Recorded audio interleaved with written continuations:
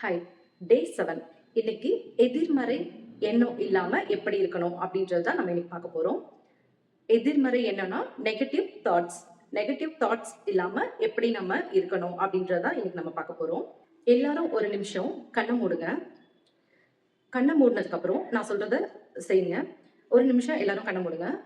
நீங்க கண்ணை திறந்ததுக்கு அப்புறம் ஒரு 10 திங்ஸ் ஒயிட் கலர்ல நீங்க பாருங்க. உங்க எதிர்க்க ஒரு 10 திங்ஸ் ஒயிட் கலர்ல கண்டுபிடிக்க முடியுதா அப்படின்னு சொல்லிட்டு பாருங்க. இப்போ ஓரளவுக்கு உங்களுக்கு ஒயிட் கலர்ல உங்களை சுத்தி என்ன இருக்குன்னு சொல்லிட்டு பார்த்திருப்பீங்க. இப்போ நீங்க ஒயிட் கலர் மட்டும் சூஸ் பண்ணி பாக்குறீங்க இல்லையா? அப்படின்னா என்னன்னா, நான் உங்களுக்கு ஒயிட் கலர் பாருங்கன்னு சொன்னேன். அதனால நீங்க கண்ணை திறந்து ஒயிட் கலர்ல என்ன இருக்கு அப்படின்றத மட்டும் பாக்குறீங்க. பட் உங்க எதிர்க்க பாத்தீங்கன்னா எல்லா கலர்ஸ்லயுமே இருக்கு. பட் நீங்க சூஸ் பண்றது என்னன்னா ஒயிட் கலர். ஏன்னா நான் சொன்னதுக்காக நீங்க ஒயிட் கலர் சூஸ் பண்ணீங்க. இப்படிதான் உங்களுக்கு என்ன தேவைன்றத நீங்க தான் சூஸ் பண்றீங்க. ஒரு நெகட்டிவ் தாட்ஸா இருந்தாலும் சரி, பாசிட்டிவ் தாட்ஸா இருந்தாலும் உங்களுக்கு என்ன வேணும்ன்றத நீங்க தான் சூஸ் பண்றீங்க. எதிர்க்க இருக்கவங்களோ இல்ல பக்கத்துல இருந்து யாரோ வரவங்களாம் கிடையாது. எதிர்க்க உங்களுக்கு முன்னாடி இருக்கிறது எல்லாமே ஓப்பன் ஸ்பேஸா தான் இருக்கு. பட் உங்களுக்கு என்ன தேவைன்றத நீங்க தான் சூஸ் பண்றீங்க. இத மாதிரி தான் பாசிட்டிவ் தாட்ஸா இருந்தாலும் சரி, நெகட்டிவ் தாட்ஸா இருந்தாலும் நீங்க உங்களுக்கு என்ன வேணும்ன்றத நீங்க தான் சூஸ் பண்றீங்க. மத்தவங்க யாரும் சூஸ் பண்ணல. உங்க வீட்ல உங்க அம்மா சமைக்கிறாங்க அப்படின்னா ஒரு ஒய்ஃப் சமைக்கிறாங்க, இல்ல வேற யாரோ சமைக்கிறாங்க. அவங்க கிட்ட என்னைக்காவது நீங்க செய்யறது நல்லா இருக்கு அப்படின்னு சொல்லியிருப்பீங்களா? சொல்லியிருக்க மாட்டீங்க. இதுவே நல்லா இல்லாம என்னைக்காவது உப்பு கம்மியாயிடுச்சு, இல்ல சர்க்கரை கம்மியாயிடுச்சு, இல்ல காரம் கம்மியாயிடுச்சு அப்படின்னா, இல்ல அதிகமாயிடுச்சோ, கம்மியாயிடுச்சோ. பட் அத நம்ம சுட்டிக்காட்டி சொல்லுவோம் இல்லையா? ஒரு நாளாவது அவங்களுக்கு உடம்பு சரியில்லாத நேரத்துல நீங்க செய்வீங்களா? இல்ல ஒரு ஹோட்டல்லயோ, இல்ல வேற எங்கேயோ வாங்கிட்டு வந்து குடுப்பீங்களா? அப்போ நம்ம செய்ய முடியாத ஒரு வேலைய இன்னொருத்தவங்க நம்ம செய்ய முடியாம கிடையாது. நம்ம செய்யாம இருக்க ஒரு வேலைய நம்மளுக்காக இன்னொருத்தவங்க செய்றாங்க. இப்போ எல்லாருமே வந்து இண்டிவிஜுவல் அப்படின்ற மாரி தனியா வந்துட்டாங்க. இருந்தாலும் உங்களுக்காக ஒருத்தவங்க செய்யும்போது, அவங்களுக்கு நீங்க என்னைக்காவது நன்றி உணர்வோட இருந்திருக்கீங்களா? நீங்க எவ்வளவுக்கு எவ்வளவு நன்றி உணர்வோட இருக்கீங்களோ, அவ்வளவுக்கு அவ்வளவு உங்களுக்கு மேலும் மேலும் அது அபண்டன்ஸா மாறி உங்ககிட்ட வரும். பிளெஸ்ஸிங்ஸா மாறி உங்ககிட்ட வரும். என்கிட்ட ஒருத்தவங்க சொன்னாங்க, நான் சாப்பிட்டுட்டு இருக்கும்போது என் ஒய்ஃப் வந்து என்கிட்ட எதுவுமே சொல்ல மாட்றீங்க அப்படின்னு சொல்லிட்டு கோச்சிக்கிறாங்க அப்படின்னு சொல்லி சொன்னாங்க. நான் சொன்னேன், நீங்க வந்து நல்லா இருக்கு அப்படின்னு சொல்ல வேண்டியது தானே, ஏன் சொல்லல அப்படின்னு. தயிர் சாதத்துல என்னம்மா நல்லா இருக்கு, தயிர் சாதம் தான் கொடுத்தாங்க, இதுல என்ன நல்லா இருக்குன்னு நான் சொல்றது அப்படின்னு சொல்லிட்டு கேட்டாங்க. நான் சொன்னேன், தயிர் சாதமாவது உங்களுக்கு கொடுத்தாங்கல்ல, அதுக்காகவாவது நீங்க நன்றி சொல்லியிருக்கணும்ல. அது கூட இல்லாம எவ்வளவு பேர் இருக்காங்க. சோ நீங்க இந்த மாதிரி சின்ன சின்ன விஷயத்துக்கு கூட அதுல எது நல்லா இருக்கு, எது பாசிட்டிவா எப்படி யோசிக்க முடியும் அப்படின்றத எண்ணத்தை மாத்துங்க. இப்போ ஒரு உறவுல வந்து உங்களுக்கு இந்த மாரி ஒரு இன்சிடென்ட் நடக்குது. யாரோ ஒருத்தவங்க உங்கள ஹர்ட் பண்ணிட்டாங்க. அவங்க கிட்ட போயிட்டு நீங்க எப்படி திரும்பி எப்படி நான் பேட்ச் அப் ஆவுறது? எனக்கு ஹர்ட் ஆயிடுச்சு. அவங்க சொல்றதெல்லாம் ரொம்ப கஷ்டமா இருக்கு. நீங்க ஏன் அத எடுத்துக்கிறீங்க? அவங்க வந்து உங்கள ஹர்ட் பண்ற மாரி சொல்லிட்டா, அந்த விஷயத்த நம்ம எடுத்துக்கணும்னு அவசியம் கிடையாது. அவங்களால நம்மளுக்கு ஏதாவது ஒரு நல்ல விஷயம் நடந்திருக்கும். ஏதாவது நல்ல விஷயம் கண்டிப்பா நடந்திருக்கும். அப்படியே நடக்கலனாலும், அவங்களால நம்மளுக்கு பிசிக்கலா எந்த அட்டாக்கும் பண்ணல இல்லையா? சோ இதுக்கெல்லாம் வந்து நீங்க நன்றி சொல்லலாம். இவ்ளோ தூரம் நம்மள ஹர்ட் பண்ணவங்க, பட் நம்மள டச் பண்ணல. அப்படின்ற மாரி கூட நீங்க நன்றி உணர்வ காட்டலாம். இப்போ நீங்க ஒரு வேலையில இருக்கீங்க. அந்த வேலைக்கு என்னைக்காவது நன்றி உணர்வோட இருந்திருக்கீங்களா? காலையில இருந்து வேலை செய்றீங்க. அந்த வேலையில உங்களுக்கு புடிக்காம கூட இருக்கலாம். ஆனா, அதுல நீங்க நன்றி உணர்வோட இருக்கும்போது, அந்த வேலையுமே உங்களுக்கு ரொம்ப புடிச்சு தான் நீங்க பண்ணுவீங்க. இந்த வேலை எனக்கு இந்த வேலை கூட இல்லாம எவ்ளோ பேர் இருக்காங்க. படிச்சுட்டு நல்லா படிச்சுட்டு லோன் எடுத்து படிச்ச பசங்க கூட அந்த லோன் அடைக்க முடியாம கூட எவ்ளோ பேர் இருக்காங்க. அப்படி இருக்கும்போது, நம்மளுக்கு இந்த நேரத்துல ஒரு வேலை நம்மளுக்குன்னு இருக்கு. அந்த வேலைய கடவுள் குடுத்ததுக்காக நம்ம நன்றி சொல்லணும். இதுவே நீங்க நன்றி சொல்லாம இருக்கும்போது, இப்போ அந்த ஆஃபீஸ்லயோ, இல்ல நீங்க எங்க வேலை செஞ்சாலும் ஓகே. அந்த இடத்துல, இல்ல எனக்கு ஆள் நெறைய இருக்காங்க. இப்போ நான் இங்க இருக்க ஆள்லாம் வந்து கம்மி பண்ணணும் அப்படின்னு சொல்லிட்டு, உங்கள வந்து அந்த வேலையிலருந்து எடுக்கும்போது, எடுத்துருவாங்களோ அப்படின்ற பயத்துல நீங்க என்ன பண்ணுவீங்க? கடவுளே என்ன எடுத்துறக்கூடாது. இந்த வேலையிலருந்து எடுத்துறக்கூடாது. இந்த வேலை எனக்கு வேணும். இதுவும் இல்லன்னா நான் ரொம்ப கஷ்டப்படுவேன். அப்படின்றத நீங்க ஃபீல் பண்ணுவீங்க இல்லையா? அப்போ நீங்க வேலையில இருக்கும்போது ஏன் நீங்க கிராட்டிட்யூட் காட்ட மாட்றீங்க? அது கிராட்டிட்யூட் எவ்வளோக்கு எவ்வளோ இம்பார்ட்டன்ஸோ நீங்க ஒரு ஒரு விஷயமும் எவ்வளோக்கு எவ்வளோ கிராட்டிட்யூடோட இருக்கீங்களோ, எல்லா வேலையுமே வேலையா இருந்தாலும் சரி, இல்ல பொருள் எதுவா இருந்தாலும் உங்களுக்கு ஒரு நாள் ஃபுல்லா எவ்வளவோ விஷயம் நல்ல விதமா நடந்துட்டு இருக்கும்.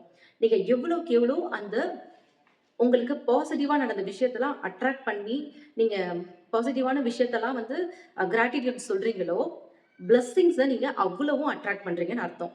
ஒரு நாளைக்கு நீங்க எவ்வளோக்கு எவ்வளோ நன்றி உணர்வ சொல்ல முடியும் அப்படின்றத உணர்ந்து சொல்லுங்க. ஒரு ஒரு விஷயத்துக்கும், ஒரு ஒரு பொருளுக்கும், உங்களோட மேல் அதிகாரியா இருந்தாங்கன்னா, அவங்களுக்கும் எல்லாருக்குமே எனக்கு இந்த ஒரு நிலைமையில இருக்கிறதுக்காக நன்றி அப்படின்றத சொல்லுங்க. நீங்க ஒரு பென் யூஸ் பண்ணீங்கனாலும், அந்த பென்னுக்கு நன்றி சொல்லுங்க. ஒரு ஒரு விஷயமும் நீங்க கான்ஷியஸா இருங்கன்றத நான் அதுக்கு தான் சொல்றேன். நீங்க எவ்வளவுக்கு எவ்வளவு பாசிட்டிவா யோசிச்சு, யோசிச்சு ஒரு ஒரு விஷயத்த நீங்க கண்டுபிடிச்சு, கண்டுபிடிச்சு எவ்வளவுக்கு எவ்வளவு கிராட்டிட்யூட் காட்டுறீங்களோ, அவ்வளவுக்கு அவ்வளவு உங்களுக்கு பிளெஸ்ஸிங்ஸா மாறியே ஆகும். நீங்க எவ்வளவுக்கு எவ்வளோ நெகட்டிவா நினைக்கிறீங்களோ, உங்களோட லைஃப்ல கெட்டது நடக்கிறதுக்கு, உங்களுக்கு ரொம்ப கவலையான விஷயம் நடக்கிறதுக்கு, அந்த மாரி விஷயத்துக்குலாம் நீங்களே வழி குடுக்குறீங்கன்னு அர்த்தம். ஸோ அந்த மாரி வழி குடுக்காதீங்க. எல்லாமே வந்து உங்களுக்கு கிராட்டிட்யூடோட இருங்க. கிராட்டிட்யூடுன்றது ரொம்ப ரொம்ப ரொம்ப இம்பார்ட்டன்ட். நீங்க லைஃப்ல முன்னேற போறீங்கன்னாலே, ஃபர்ஸ்ட்டு உங்களோட பாதையே கிராட்டிட்யூட் தான். நீங்க எவ்வளவுக்கு எவ்வளோ கிராட்டிட்யூடோட இருக்கீங்களோ, இன்னைக்கு நீங்க வேலையே இல்லாம இருந்தாலும் உங்களுக்கு கிராட்டிட்யூட் வேணும். நீங்க எந்த அளவுக்கு கிராட்டிட்யூடா இருக்கீங்களோ, அந்த அளவுக்கு உங்களுக்கு பிளெஸ்ஸிங்ஸா மாறிட்டு வரும். 1960ல டிஸ்னி தயாரிப்புல பாலியானா அப்படின்னு ஒரு மூவி வந்தது. அந்த படத்துல மகிழ்ச்சி விளையாட்டு அப்படின்னு சொல்லிட்டு ஒரு கேம் இருக்கு. இந்த கேம்ல பாத்தீங்கன்னா, அந்த அந்த மூவி வந்ததுக்கு அப்புறம் நெறைய பேருக்கு அந்த விளையாட்ட விளையாடணும் அப்படின்ற ஆர்வம் வந்து நெறைய பேர் அவங்க லைஃப்லயே வந்து ரொம்ப சக்சஸ் அடைஞ்சிருக்காங்க அப்படின்னு சொல்லிட்டு நெறைய ஒரு நியூஸ் வந்திருக்கு. அந்த கேம்ல என்ன இருக்கு அப்படின்னா, ஒரு நாள் ஃபுல்லா நீங்க எவ்வளவுக்கு எவ்வளோ உங்களுக்கு கெட்ட விஷயமே நடந்திருந்தாலும், உங்கள யாரோ ஹர்ட் பண்ணிட்டாலும், இல்ல வேற ஏதோ ஒரு உங்களுக்கு பிடிக்காத ஒரு விஷயம் நடந்துட்டாலும், உங்களுக்கு வேலையே போயிடுச்சுனாலும், இந்த மாரி நடந்தா கூட, அந்த நாள் ஃபுல்லா உங்களுக்கு என்னென்னலாம் பாசிட்டிவா நடந்திருக்கு, என்னென்ன விஷயம்லாம் நீங்க பிளெஸ்ஸிங்ஸா ஃபீல் பண்றீங்க அப்படின்னு சொல்லிட்டு கிராட்டிட்யூட் நீங்க எழுதணும்.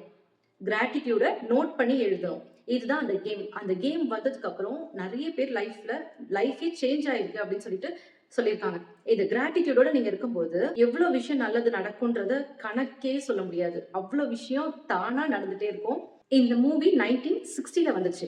ஆனா, இதுக்கு முன்னாடி பல்லாயிரம் வருஷத்துக்கு முன்னாடியே புத்தர் சொல்லிட்டு போயிருக்காரு. என்னன்னா, நாம் அனைவரும் எழுந்து நின்று நன்றி சொல்வோமாக. ஏனென்றால், ஒரு நாளைக்கு நம் ஏராளமாக கற்றுக்கொள்ளாவிட்டாலும், சிறிதளவு கற்றுக்கொண்டோம். நாம் சிறிதளவு கற்றுக்கொள்ளாவிட்டாலும் நோய்படாமல் இருக்கிறோம். அப்படியே நோய்பட்டாலும் மடிந்து விடாமல் இருக்கிறோம். அதுக்காக நம்மள நன்றியோட இருக்கணும் அப்படின்னு புத்தர் சொல்லியிருக்காரு. இந்த வாழ்க்கையில நீங்க தீர்க்கவே முடியாதுன்னு ஒரு பிரச்சனை நினைச்சிருக்கீங்க இல்லையா? அந்த விஷயத்துல நீங்க ஒரு 10 பாயிண்ட்ஸ் பாசிட்டிவா எடுத்து எழுதணும். பாசிட்டிவானா உங்களுக்கு பிளெஸ்ஸிங்ஸா நீங்க என்ன ஃபீல் பண்றீங்க அப்படின்ற மாரி ஒரு 10 பாயிண்ட்ஸ் எழுதணும். இந்த 10 பாயிண்ட்ஸ எழுதுறது ரொம்ப கஷ்டம்னு எல்லாருக்குமே தெரியும். ஒரு பிடிக்காத விஷயத்துல இருந்து நம்ம எப்படி 10 பாயிண்ட்ஸ் எடுக்க முடியும் இல்லையா? அந்த 10 பாயிண்ட்ஸ நீங்க எடுத்து எழுதும்போது, உங்களுக்கு எதிர்மறையா இருக்க எல்லா விஷயமும் பாசிட்டிவா நடக்க ஆரம்பிக்கும். நெகட்டிவா இருக்க எல்லா விஷயமும் பாசிட்டிவா நடக்க ஆரம்பிக்கும். அத எப்படி எழுதணும் அப்படின்றதையும் புத்தர் முன்னாடியே சொல்லிட்டு தான் போயிருக்காரு. அந்த 10 பாயிண்ட்ஸ் எப்படி எழுதணும்ன்றத இப்ப நான் சொல்லிக் குடுக்குறேன். இப்போ உங்களுக்கு வேலை போயிடுச்சு. இப்போ உங்களுக்கு வேலை இல்லாம இருக்கீங்க. இதுல நீங்க எப்படி நன்றி உணர்வோட இருப்பீங்க? அதுக்கு ஃபர்ஸ்ட் பாயிண்ட் நான் சொல்றேன். இந்த நிமிஷம் என்னோட குடும்பத்துல இருக்க எல்லாரோடையும் நான் நேரத்த செலவிடுறதுக்கு எனக்கு அதிக நேரம் நீங்க குடுத்திருக்கீங்க. நன்றி அப்படின்றத நீங்க சொல்லுங்க. ஒரு ஒரு வார்த்தைக்கு பின்னாடியும் நன்றி. ஒரு ஒரு வார்த்தைக்கு பின்னாடியும் நன்றின்ற வார்த்தைய கண்டிப்பா சொல்லுங்க. ஒரு ஒரு வார்த்தைக்கு ஒரு ஒரு லைன்க்கு அடுத்ததும் நீங்க சொல்லிட்டு வரணும். இப்போ இதான் ஃபர்ஸ்ட் பாயிண்ட். ஃபர்ஸ்ட் பாயிண்ட் நான் சொல்லிட்டேன் இல்லையா? என்னோட குடும்பத்துல இருக்க எல்லார் கூடயும் டைம் ஸ்பெண்ட் பண்றதுக்கு எனக்கு அதிக நேரம் குடுத்திருக்கீங்க. நன்றி அப்படின்றத சொல்லுங்க. செகண்ட் பாயிண்ட் என்னன்னா, இப்போ நீங்க வீட்ல இருக்கீங்க இல்லையா? இப்போ உங்களுக்கு நெறைய நேரம் கிடைச்சிருக்கிறதுனால, அந்த நேரத்த நீங்க ஒழுங்கா செலவு பண்றீங்க. ஒழுங்கானா உங்கள சுத்தி இருக்க விஷயத்த ஒழுங்கா பண்றதுக்கு. இப்போ நீங்க ஒரு ரூம்ல இருக்கீங்கன்னா, உங்க ரூம் கிளீன் பண்ணலாம். அந்த மாரி ஒரு சின்ன சின்ன விஷயம் இருக்கும் இல்லையா? அந்த மாரி விஷயத்த ஒழுங்கா வச்சுக்கிறதுக்கு எனக்கு டைம் கிடைச்சிருக்கு. நெறைய டைம் கிடைச்சிருக்கு அப்படின்னு சொல்லிட்டு ஒரு நன்றி உணர்வு காட்டுங்க. இதெல்லாம் புத்தர் சொன்னது தான் நான் இப்போ உங்களுக்கு சொல்லிக் குடுத்துட்டு இருக்கேன். 3 பாயிண்ட் என்னன்னா, என்னோட வாழ்நாள்ல முக்காவாசி நாள் நான் வேலை பார்த்திருக்கேன். அந்த வேலையோட அனுபவத்த எனக்கு குடுத்ததுக்காக நன்றி அப்படின்றத சொல்லிட்டு கீழ நன்றி சொல்லுங்க. எழுதினாலும் சரி, நீங்க சொன்னாலும் சரி, எழுதுறது இன்னும் உங்களுக்கு ஆழமா பதியும். நீங்க சொல்ற எல்லாமே உங்களோட உள் மனசுல ஆழமா பதியணும். அந்த சப்கான்ஷியஸ்ல நீங்க எவ்வளவுக்கு எவ்வளவு ரிஜிஸ்டர் பண்றீங்களோ, அவ்வளவுக்கு அவ்வளவு உங்களுக்கு பிளெஸ்ஸிங்ஸா மாறி வரும். 4த் பாயிண்ட் என்னன்னா, இதுவரைக்கும் நான் நெறைய வேலை பார்த்துட்டே தான் இருந்திருக்கேன். வேலை இல்லாம இருக்கிறது எனக்கு இதுதான் முதல் முறை. அதுக்காக நான் நன்றி உணர்வோட இருக்கேன் அப்படின்னு சொல்லிட்டு சொல்லுங்க. வேலை இதுதான் முதல் முறையா உங்களுக்கு வேலை இல்லாம நீங்க இருக்கீங்க இல்லையா? அதுக்காக நன்றி உணர்வோட சொல்லுங்க. சிலவங்கலாம் வேலையே இல்லாம எவ்வளவு நாள் இருந்திருக்காங்க. அப்படிலாம் இல்லாம, வேலை இல்லாம நான் இப்போதான் முதல் முறையா இருக்கேன் அப்படின்றதுக்கு ஒரு நன்றி சொல்லுங்க. 5த் பாயிண்ட் என்னன்னா, இந்த சமுதாயத்துல நெறைய வேலை இருக்கு. ஒரு நாளும் புதுசு புதுசா வேலை, ஆஃபீஸ் அதெல்லாம் வந்துட்டே தான் இருக்கு இல்லையா? புதுசு புதுசா ஒரு சின்ன சின்ன இது கூட புதுசு புதுசா நெறைய ஆப்பர்ச்சுனிட்டீஸ் கொண்டு வந்துட்டே தான் இருக்காங்க, வேலை சம்பந்தமா. இப்ப பாத்தீங்கன்னா, இப்போ கொ இவ்வளவு நாள் ஆஃபீஸ்ல போய் தான் ஃபர்ஸ்ட்லாம் வேலை செய்வாங்க. அப்படிலாம் வீட்டு வேலை தான் செய்வாங்க. இந்த மாரி தான் இருக்கும். ஆனா இப்போ நம்ம ஃபுட் கூட வந்து ஒரு ஆர்டர் பண்ணி வாங்குறோம் இல்லையா? Zomato அது மாரிலாம் கூட நம்ம வாங்குறோம். இத மாரி புதுசு புதுசா நெறைய ஆப்பர்ச்சுனிட்டீஸ் குடுத்துட்டே இருக்கீங்க. வேலைக்குன்னு புது புது ஆப்பர்ச்சுனிட்டீஸ் வந்துட்டே இருக்கு அப்படின்னு சொல்லிட்டு, அதுக்கு ஒரு நன்றி சொல்லுங்க. 6த் பாயிண்ட் நீங்க வேலைக்கு போயிட்டு இன்டர்வியூ அட்டெண்ட் பண்றதா இருந்தாலும் சரி, இல்ல ஒரு எக்ஸாம் பண்றீங்க அப்படின்னா, அத செஞ்சதுக்காக, அந்த அனுபவத்துக்காக நீங்க நன்றி சொல்லுங்க. நான் ஒரு இன்டர்வியூ அட்டெண்ட் பண்ணியிருக்கேன். இந்த இன்டர்வியூல எனக்கு கிடைச்ச அனுபவத்துக்காக நன்றி அப்படின்றத சொல்லுங்க. இப்போ நீங்க இதுவே எக்ஸாம் எழுதியிருக்கீங்க அந்த மாரினா, இந்த வேலைக்காக நான் எக்ஸாம் எழுதுறதுக்கு எனக்கு ஆப்பர்ச்சுனிட்டீஸ் கிடைச்சது. அதுக்காக நன்றி சொல்லுங்க. 7த் பாயிண்ட் நான் ஆரோக்கியமா இருக்கேன். அதனால என்னால வேலை பார்க்க முடியும். அதுக்காக நான் நன்றி சொல்றேன். அப்படின்றத கண்டுபிடிச்சு ஒண்ணு ஒண்ணு நீங்க கண்டுபிடிச்சு நீங்க எவ்வளோக்கு எவ்வளோ 10 பாயிண்ட்ஸ் எழுதுறீங்களோ, இது எழுத தெரியாதவங்களுக்கு இது புத்தர் சொல்லிட்டு போன வழி. இதுவே நீங்க உங்களுக்கே 10 பாயிண்ட்ஸ் தெரியுதுன்னா, நீங்க தாராளமா அந்த 10 பாயிண்ட்ஸ நீங்க எழுதலாம். 10 பாயிண்ட்ஸ் என்ன எழுதுறதுன்னு தெரியாதவங்களுக்கு தான் இத நான் சொல்லிக் குடுக்குறேன். அதே மாரி ஃபேமிலில இருக்கவங்களுக்கும் சொல்றேன். இப்போ நான் இந்த 10 பாயிண்ட்ஸ்ல 7 பாயிண்ட்ஸ் சொல்லியிருக்கேன். 8த் பாயிண்ட் சொல்றேன். இப்போ நீங்க வேலை இல்லன்னு சொல்லிட்டு வீட்ல இருக்கவங்கலாம் உங்கள வந்து பிரஷர்லாம் பண்ண மாட்டாங்க. நீங்க வேலை இல்லாம இருக்கீங்கன்றது அவங்களுக்குமே கொஞ்சம் கஷ்டமா தான் இருக்கும் இல்லையா? ஸோ அவங்க உங்களுக்கு ஆதரவா இருக்காங்க அப்படின்றதுக்காக ஒரு நன்றி சொல்லுங்க. 9த் பாயிண்ட் எனக்கு தேவையான ஓய்வு. ரெஸ்ட்லாம் நம்ம எடுக்கிறோம் இல்லையா? நீங்க வேலைக்கு போகும்போது உங்களால ரெஸ்ட்டும் எடுக்க முடியாது. வேலைய முடிப்பீங்க, வந்து வீட்ல வந்தா நம்ம ரெஸ்ட் எடுக்க முடியும். இப்போ உங்களுக்கு கொஞ்சம் ரெஸ்ட் எடுக்கிறதுக்கு நெறைய டைம் இருக்குன்றதுக்காக நன்றி சொல்லுங்க. 10த் பாயிண்ட் என்னுடைய வேலைய இழந்ததுக்கு அப்புறம் தான், அந்த வேலை எவ்ளோ இம்பார்ட்டன்ஸ் அப்படின்றத நான் தெரிஞ்சுக்கிட்டேன். அதுக்காக நான் நன்றி உணர்வோட இருக்கேன். அப்படின்றத நீங்க மனப்பூர்வமா உணர்ந்து நன்றி உணர்வ சொல்லுங்க. இதுவரைக்கும் நான் சொன்ன எல்லாமே வேலை இல்லாம போச்சுன்னா, அவங்க எப்படி நன்றி உணர்வ காட்டுறதுக்குன்ட்டு ஒரு எக்ஸாம்பிள் தான் நான் சொல்லியிருந்தேன். இதுவே ரிலேஷன்ஷிப்ல உங்களுக்கு இத மாரி ஒரு நெகட்டிவா ஒரு பெர்சன் இருக்காங்க. அவங்களுக்கு நீங்க எப்படி நன்றி உணர்வோட சொல்லணும் அப்படின்றத பார்க்கலாம். இப்போ மெயினா பார்த்தீங்கன்னா, அம்மா, பொண்ணு இவங்க 2 பேருக்கு மோஸ்ட்லி ஆகாது. அடுத்து அப்பாக்கும், பையனுக்கும் ஆவாது. இதுதான் காலகாலமா நடந்துட்டு வருது. அத ஒரு ஸ்டேஜ்ல தான் ரியலைஸ் பண்ணுவாங்க. எல்லாருமே. அவங்க அப்பாவா ஆகும்போது ரியலைஸ் பண்ணுவாங்க. அதே மாரி பெண்களா இருந்தா, அவங்க அம்மாவா ஆனதுக்கு அப்புறம் தான் அந்த ரியலைஸே பண்ணுவாங்க. இல்லையா? அத எப்படி நம்ம கிராட்டிட்யூடா மாத்தணும் அப்படின்றத பார்க்கலாம். அதுலருந்து எப்படி நம்ம கிராட்டிட்யூட் பார்க்கலாம் அப்படின்றத பார்க்கலாம். ஃபர்ஸ்ட் பாயிண்ட் நீங்க என்ன சொல்லணும்னா, எனக்கு கிடைச்ச உறவுகள் எல்லாமே நல்ல விதமா தான் அமைஞ்சிருக்கு. அப்படின்றத நீங்க நம்பி, உணர்ந்து சொல்லுங்க. நன்றி அப்படின்றத உணர்ந்து சொல்லுங்க. உங்கள சுத்தி இருக்க ரிலேஷன்ஸா இருந்தாலும் சரி, உங்கள சுத்தி இருக்க ரிலேட்டிவ்ஸ் யாரா இருந்தாலும் சரி, அது வந்து உங்களுக்கு நல்ல விதமா அமைஞ்சிருக்கு அப்படின்றத ஒரு பாசிட்டிவ் மைண்டோட அத உணர்ந்து யுனிவர்ஸ்க்கு நன்றி சொல்லுங்க. உறவுகளுக்கும் சொல்லலாம், யுனிவர்ஸ்க்கும் நீங்க சொல்லலாம். செகண்ட் பாயிண்ட் அப்பாங்க வந்து அவங்களுக்கு சில பேரண்ட்ஸ் வந்து எஜுகேட்டடாவும் இருப்பாங்க. சிலவங்க அன்எஜுகேட்டடாவும் இருப்பாங்க. சொல்ல முடியாது இல்லையா? எல்லாருமே எஜுகேட்டட் தான் அப்படின்னு சொல்ல முடியாது. ஆனா, உங்களுக்கு அந்த எஜுகேஷன் கிடைக்கணுன்றதுக்காக, அவங்க எவ்ளோ கஷ்டப்பட்டு, அவங்களோட சந்தோஷத்த கூட புறக்கணிச்சுட்டு, உங்களுக்காக அவங்க ஓடி போயிட்டு நெறைய உங்களுக்கு ஃபீஸ் கட்டணுன்றதுக்காகவே, உங்கள படிக்க வைக்கணுன்றதுக்காகவே அவங்க காலம் ஃபுல்லா நெறைய உழைச்சிருப்பாங்க இல்லையா?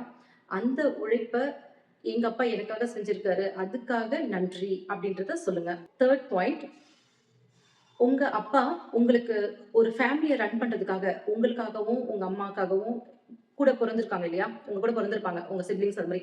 அவங்களுக்காகவும் எவ்ளோ கஷ்டப்பட்டுருப்பாங்க. ஒரு ஃபேமிலிய ரன் பண்றது எவ்ளோ கஷ்டம்ன்றது இப்போ தான் உங்களுக்கு புரிஞ்சிருக்கும். அதுக்காக அவர் எவ்ளோ கஷ்டப்பட்டு அந்த ஃபேமிலிய ரன் பண்ணியிருக்காரு. அவர் எவ்ளோ சாக்ரிஃபைஸ் பண்ணியிருப்பாரு. அதெல்லாம் நெனச்சு ஒரு நன்றி உணர்வ உங்க மனசுக்குள்ளேயே சொல்லுங்க. 4த் பாயிண்ட் எப்படி எழுதணும்னா, நீங்க வந்து சின்ன வயசா இருக்கும்போது ஒரு ஸ்போர்ட்ஸ்க்கு போறதா இருந்தாலும் சரி, இல்ல ஒரு டான்ஸ்க்கோ, இல்ல ஒரு கேம்ஸ் விளையாட போறீங்க. ஏதோ ஒண்ணு ட்ராயிங் கிளாஸ் போறீங்க. இது மாரி ஏதோ ஒண்ணு பண்றதுக்கு அவங்க உங்கள கூப்ட்டு வந்துருப்பாங்க. எனக்கெல்லாம் 10த் படிக்கும்போது டெய்லியும் எங்க அப்பா தான் வந்து காலையில, மதியானம், சாயந்தரம்ன்ட்டு 3 வேள. அது மட்டும் இல்லாம டியூஷனுக்கு அதுக்கப்புறம் 8:00 தான் எனக்கு ஸ்கூலே விடுவாங்க. ஸ்கூல் முடிச்சுட்டு நான் டியூஷனுக்கு போயிட்டு திரும்பி நைட் 10:00 வருவேன். எல்லாமே எனக்கு காலையில 7:00 தான் ஸ்கூல். ஆஃப்டர்நூன் லஞ்ச் வந்து மதியானம் வீட்டுக்கு வந்துட்டு போகணும். அதுக்கும் அப்பா வந்து கூப்பிட்டு போவாங்க. திருப்பி கூப்பிட்டு போய் விடணும். ஈவினிங் 7:00 8:00 ஸ்கூல் விடுவாங்க. வந்ததும் மறுபடியும் கிளம்பி மறுபடியும் டியூஷன் கூப்பிட்டு போணும். இது மாரி நான் 10த் படிக்கும்போதெல்லாம் அவ்ளோ கஷ்டப்பட்டாங்க. இது மாரி உங்க பேரண்ட்ஸும் உங்களுக்காக நெறைய உழைச்சிருப்பாங்க. இதெல்லாம் நினைச்சு நன்றி சொல்லுங்க. 5த் பாயிண்ட் எப்படி எழுதணும்னா, உங்க அப்பா வந்து நீங்க சின்ன வயசா இருக்கும்போதெல்லாம் ரொம்ப உங்கள அ கடினமா இருந்திருப்பாங்க. ரொம்ப ஹார்டா நடந்திருப்பாங்க. எதுக்குன்னா, நீங்க வந்து நல்ல விதமா போணுன்றதுக்காக தான் அவங்க அந்த மாரி உங்ககிட்ட கொஞ்சம் கோவமா நடந்துக்கிறது. இது எல்லாமே வந்து நீங்க நல்ல விதமா போகணுன்றதுக்காக தான் அவங்க அப்படி நடந்துக்கிறாங்க. ஸோ, இப்போ அது மாரிலாம் இல்ல அப்படின்றதுக்காக நீங்க ஒரு நன்றி சொல்லுங்க. அப்படியே உங்க அப்பா அடிக்கடி திட்டினா கூட, இப்போ இருக்க நிமிஷம் எங்க அப்பா என்ன திட்டல. நான் ரொம்ப சந்தோஷமா இருக்கேன். அப்படின்ற மாரி ஒரு நன்றி உணர்வு சொல்லுங்க. திரும்ப திரும்ப நான் சந்தோஷமா இருக்கேன். எங்க அப்பா என்கிட்ட அன்பா நடந்துக்கிறாங்க. இந்த மாரி விஷயத்துக்கு நீங்க எவ்வளோக்கு எவ்வளோ நன்றி சொல்றீங்களோ, அவ்வளோக்கு அவ்வளோ உங்களுக்கு திரும்ப திரும்ப திரும்ப அது எல்லாமே நடந்துட்டு இருக்கும். 6த் பாயிண்ட் வந்து என்னோட அப்பா என்கிட்ட ரொம்ப அக்கறையா இருந்தாங்க. அதுக்காக நன்றி. அந்த அக்கறை இல்லன்னா, உங்ககிட்ட கடினமா கூட நடந்திருக்க மாட்டாங்க. உங்க அப்பா வந்து உங்ககிட்ட எவ்வளோக்கு எவ்வளோ கோவமா நடந்திருக்காங்களோ, அது எல்லாமே நீங்க நல்லா இருக்கணுன்றதுக்காக தான் அவங்க நடந்திருப்பாங்க. அதையே நானே வந்து நான் என் பசங்க படிக்க வைக்கும்போது, அப்பதான் வந்து நானே ரியலைஸ் பண்ணேன். ஸோ, அது மாரி தான் எல்லார் லைஃப்லயும் உங்க பேரண்ட்ஸ் வந்து உங்கள திட்டுறாங்க. அதெல்லாம் வந்து நீங்க நல்ல விதமா போகணுன்றதுக்காக தான் அவங்க அந்த மாரி பேசுறாங்க. ஸோ, அத நீங்க புரிஞ்சுக்கோங்க. புரிஞ்சுட்டு நன்றி உணர்வோட இருங்க. 7த் பாயிண்ட் என்ன எழுதணும்னா, இப்போ உங்க அப்பா உங்க பேரண்ட்ஸ்லாம் உங்ககிட்ட எப்படி நடந்துக்கிட்டாங்களோ, அத வச்சு நீங்க உங்களுக்கு ஒரு புரிதல் இருக்கும் இல்லையா? நம்ம கிட்ட இப்படிதான் நடந்துக்கிறாங்க. அதனால நீங்க பாசிட்டிவா எடுத்துக்கிட்டாலும் சரி, நீங்க சந்தோஷப்பட்டாலும் சரி, அதுக்கு நீங்க வருத்தப்பட்டாலும், இப்போ உங்க பசங்க கிட்ட நீங்க எப்படி நடந்துக்கணும் அப்படின்றத உங்களுக்கு ஒரு புரிதல் வந்திருக்கும். அந்த புரிதல குடுத்ததுக்காக என் தந்தைக்கு நன்றி. என் தாய்க்கு நன்றி. இந்த மாரி நீங்க உங்களுக்கு யார் உங்க கூட இருந்து எல்லாமே உங்கள வழிநடத்துறாங்களோ, அவங்களுக்கு நெனச்சு நன்றி சொல்லுங்க. 8த் பாயிண்ட் நான் சொல்றேன். ஒரு குழந்தைய வளர்க்கணும்னா, அதுக்கு எவ்ளோ தன்னம்பிக்கை வேணும், எவ்ளோ நம்ம ஸ்ட்ராங்கா இருக்கணும். இதெல்லாம் வந்து உங்க பேரண்ட்ஸ் கிட்ட தான் நீங்க கத்துட்டு வந்திருப்பீங்க இல்லையா? அதுக்கு எல்லாமே வந்து தேங்க் பண்ணுங்க. அதுக்காக உங்க அப்பாக்கோ, இல்ல உங்க அம்மாக்கோ யார் உங்க கூட இருந்தாங்கன்னு சொன்னேன் இல்லையா? அவங்களுக்கு நீங்க தேங்க் பண்ணுங்க.